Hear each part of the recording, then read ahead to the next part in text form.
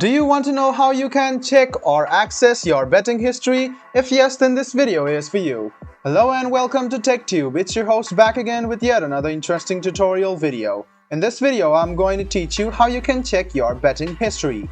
Go ahead and open any browser and go to onexbet.com.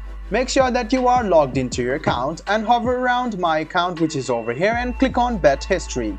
After you click on Bet History, you will be headed to this page over here, which will easily show you your betting history, about your places, and some of the other things are on the website: Toto, in betting shops, Unsettled Bets, Baseline Odds, and Casino. So you can see that you can check your bet history from here, and you can also access the calendar and you can request the history to them, and they can provide you your betting history according to your wish of date. So guys, this is how you check your bet history on 1xBet. I hope this video was helpful for you. If you still have any kind of confusion, please do mention us on the comment section down below. Like the video, subscribe to the channel, and do hit the bell button for more. Hope to see you in the next video as well. Until then, goodbye, take care, and make sure you enjoy.